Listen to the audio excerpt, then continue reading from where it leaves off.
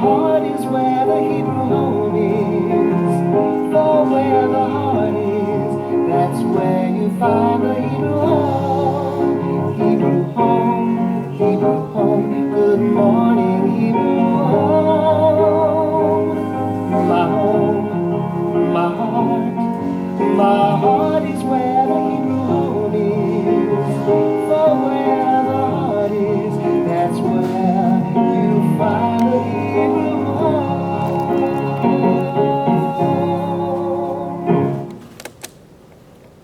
And good morning, I'm David Pomeranz, so I'm your host of Good Morning Hebrew Home for today, Tuesday, June 9th, 2020.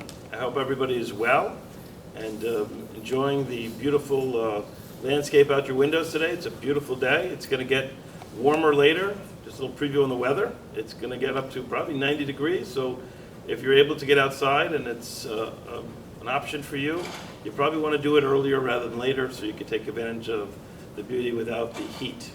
Seems like we're sort of skipping spring in some ways, getting right to summer. Anyhow, I hope all is well.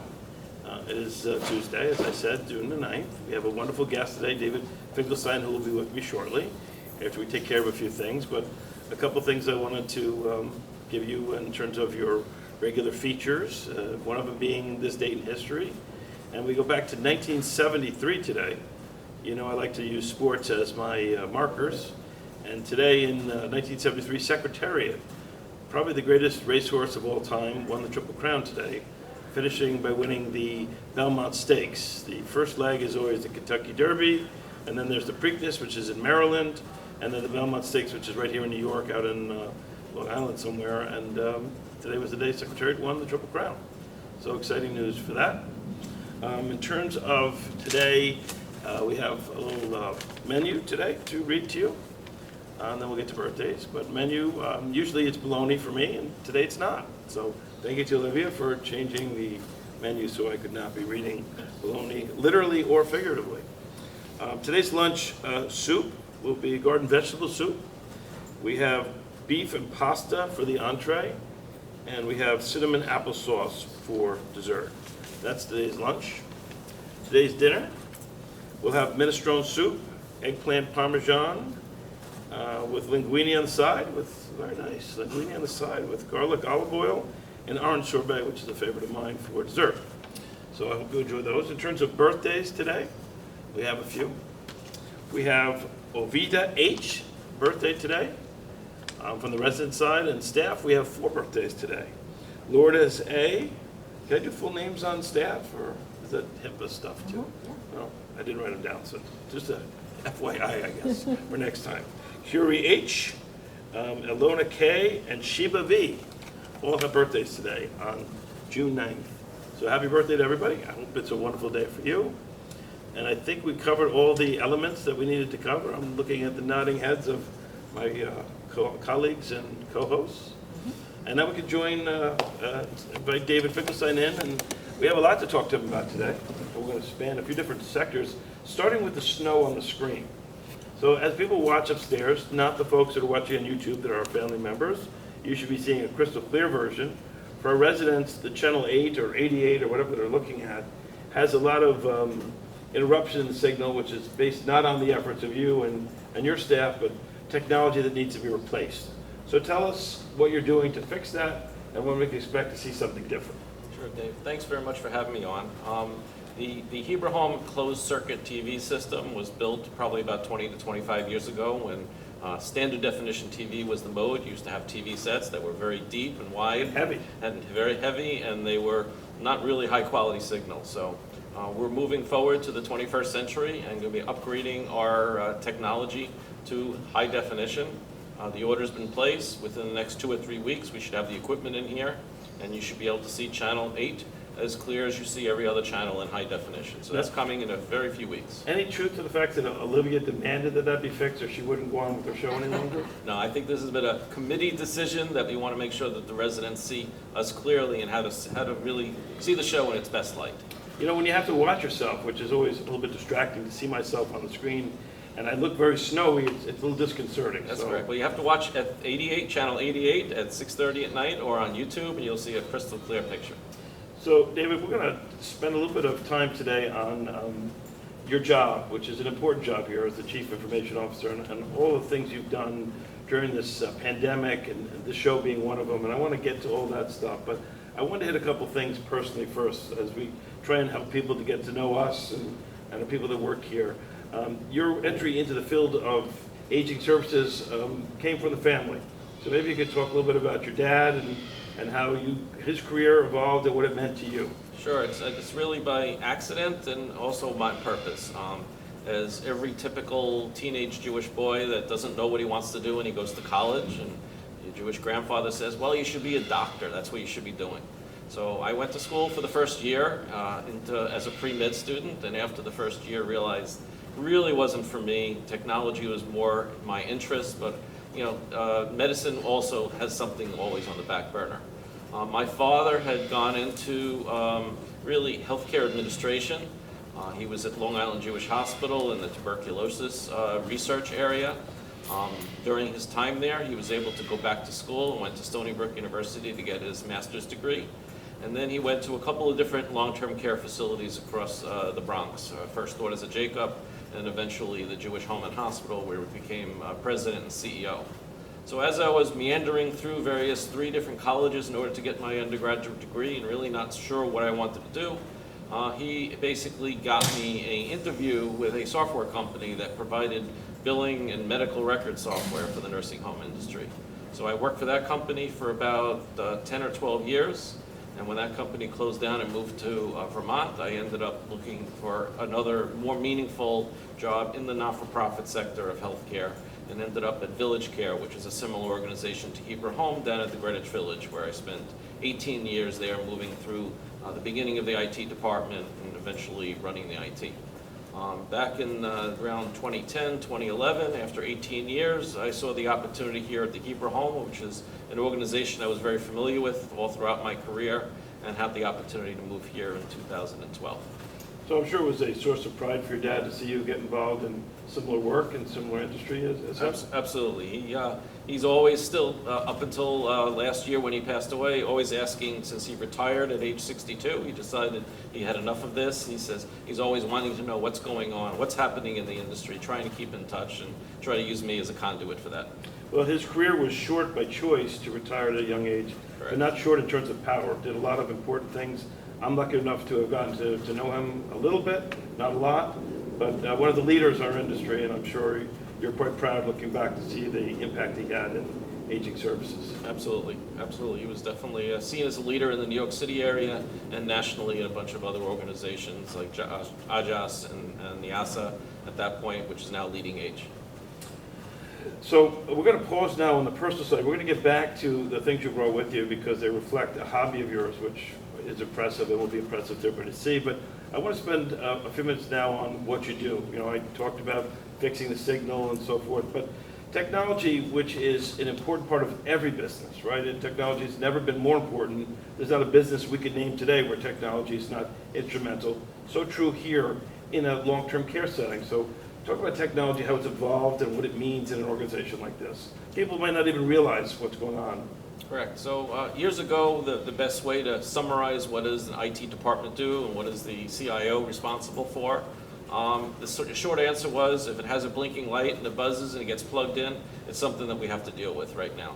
But at this point, it's everything from making sure the TV and the TV signals work correctly, making sure that the medication cards have access to the medical record system so that the nurses can know for each patient what medications they're supposed to get and at what time, to the administrative systems that we've put together to make sure that during this COVID time that each employee comes down to the testing center to be tested twice a week and keeping track of that information. Getting information from the internet, making sure that we have connectivity to the internet so that people can get news, can get applications, can get everything they need to do. Making sure all the telephones work, all the fax machines that are still used in long-term care, all the cell phones and the desk phones, everything just really working with radio waves, wires, and connectivity.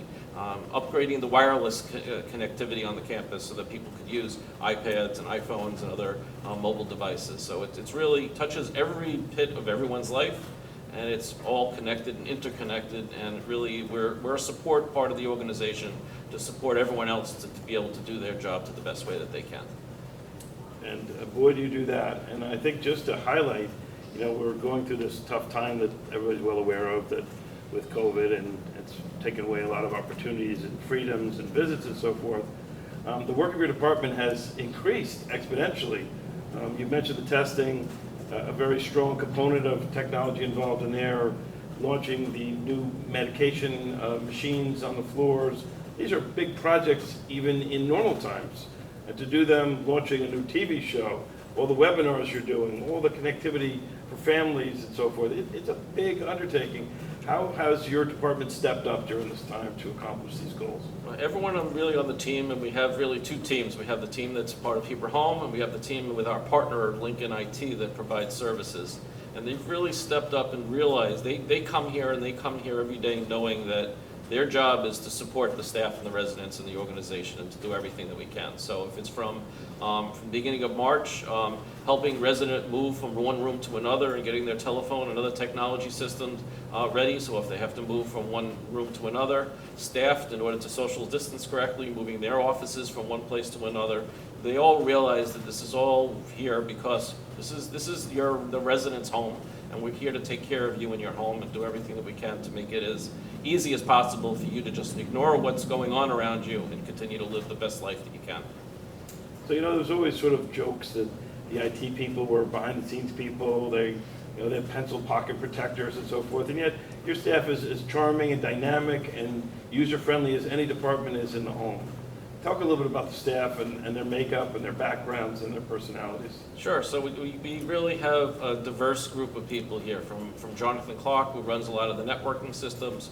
He's here in the United States for about 5 or 6 years from England and really embraced this country and how all it's like it is. Joanna Perez, which runs a lot of our day-to-day operations. She lives in the neighborhood near a home care agency and has tried to navigate either Uber or transportation to get to work during these trying times. And everyone's been up helping serve meals during various times, helping pack and unpack residents at times. Tori and Marcus and Michael on the help desk, they're all here really with the goal in mind to help everybody. And then Daniel with the telephones, you see him every time you have an issue with your telephone or moving from one room to another. And then we have Laura and Antoinique, and Moshe, which handle the applications. So when there's a problem with payroll or billing or timekeeping or the medical records, they step in and try to assist. Truly a great team, and as you said, really nothing, your job is to be behind the scenes, right? You're helping people to perform their tasks. And I think about the webinar series that many of our families perhaps watch that Wendy created. You make that very seamless. People could just turn it on and it's there. We have our board meetings. We have board members scattered around the country. They get on and just all, they walk into a room and there it is, and it just seems to work beautifully. So I know a lot goes into that, and it makes a big difference. Thank you. And I think, the boundaries of technology really are endless. I mean, I don't know what thoughts you have for further, if you want to share any, but there's really no limit to what can become automated and improved by technology, correct? Right. This is a new world here, and things that we're thinking about doing, how to be able to support. We have a limited amount of medical staff that's on campus, and in order to stretch their ability to be at more than one place at a time, we're looking at telemedicine services so that we can allow doctors to do virtual visits. Maybe ways of converting the TV that's in every resident's room into a computer system so that we can switch back and forth between a video visit and TV services. There are various other technologies that we've looked in here, like virtual reality, that will, once it's safer to bring in on campus, well, we can really transport people into a different dimension and have them visit places virtually, since really traveling now is a very difficult time. So there's a lot of things that we have in the hopper, and it's a matter of just getting to a more safe place as the virus dies down and we're getting back to a little bit more sense of normalcy. So, people sometimes were, if you go back perhaps in the last 20, 25 years, were worried about automation. They were scared by it. It would get rid of jobs. The world would become cold. We're all going to be robots. Have you seen people's mindsets change as they see technology helping and assisting to make life easier for people? Yeah, I think that instead of having someone sit in front of pieces of paper and write on them and file them and tabulate them, really we're seeing people use their brains more and be able to turn data into information as opposed to just processing information for the sake of processing it. And there's lots of information in all these different places of what we do, and really turning that data into real information that we can make people's lives better, we can operate more efficiently, we can pay people quicker and easier, we can keep track of everyone's time easier. So it's really a matter of adding efficiencies and really allowing people to step away from the mundane tasks to do more information management and analytical tasks. In some cases, it translates to more people time. Like, I just think about the passport machines. These, if you're not familiar, on the floors are machines where the medications are sorted automatically and put into pouches so the nurses can give out the medications without spending so much time in the cart, which allows them to spend more time with the patients. That's right. We're going to be doing a time study, but we think that we'll probably find at least an hour or two every single shift for every single nurse to be able to provide more hands-on care as opposed to administrative work of moving the medications around from one pocket to another pocket before it's given to the residents. So there's automation not taking away, but adding, face-to-face time. So. Exactly. So David, in our remaining minutes, before we have to close, I did want to spend some time and talk about one of your hobbies. I'm sure you golf a little bit here and there. Yes. But I want to talk about photography, which is an interest of mine, and frankly, the interest of many people during this pandemic have taken up photography. If you see a lot of the newspapers talk about the fact that people are taking bird photos and things and wildlife scenes because they have more time and they've been able to get outside and do it. And you might even see me wandering around the lawn with my camera taking pictures. But why don't you show us the pictures you brought today and talk about what photography means to you and how it's fit into your life. Sure. So I've been really interested in photography almost all my life. I can remember in high school working for the local newspapers, and as a newspaper photographer, you get sent on very strange assignments. There was once a 4-lane highway that they had repaved in the area, and they had not yet put down the lines on the road, so it was very unsafe. So one of the editors had this great idea: is why don't you stand in the middle of that road without lines on it and take a picture to show how dangerous that was.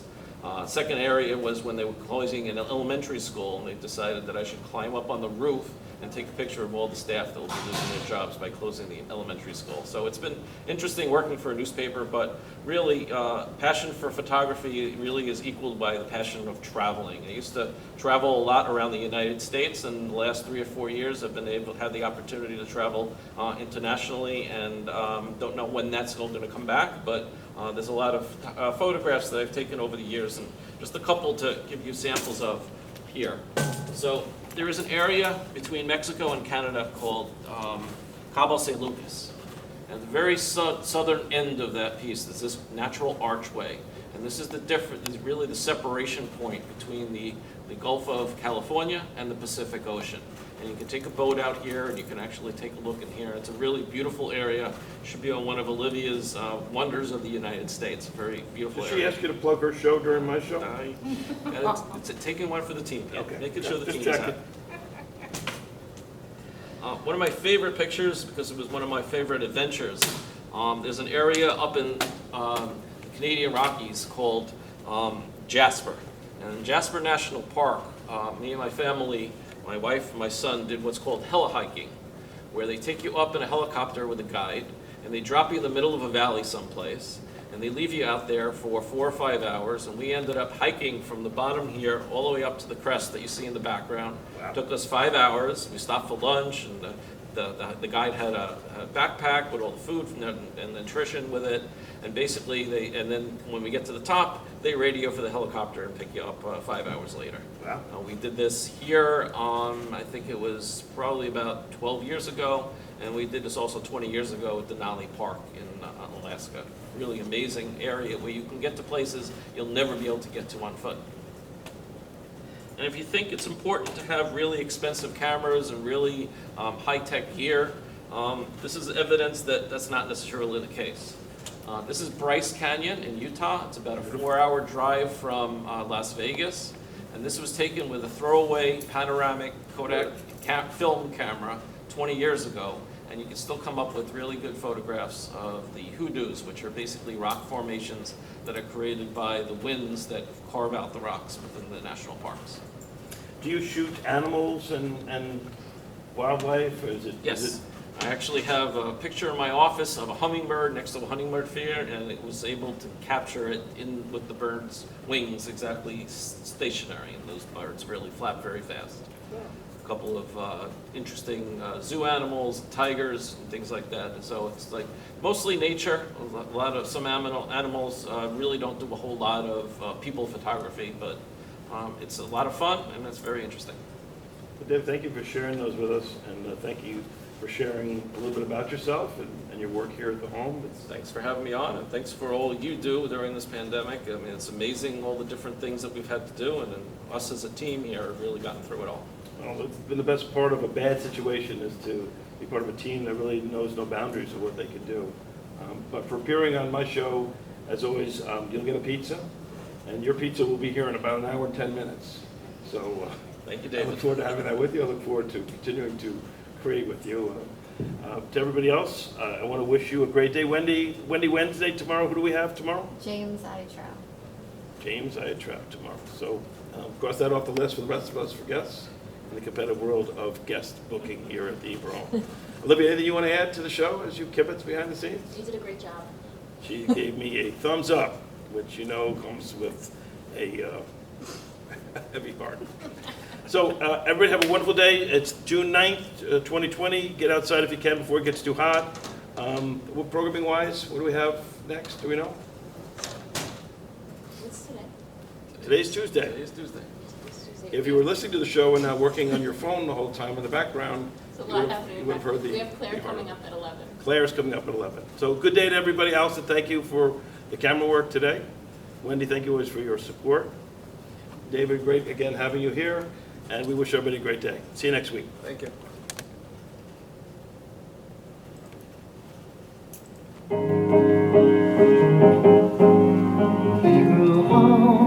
Hebrew home, good morning, Hebrew home.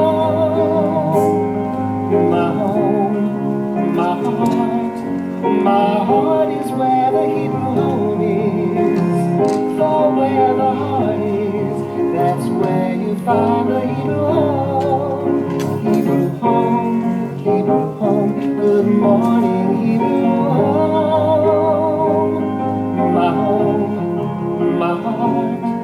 My heart is where the Hebrew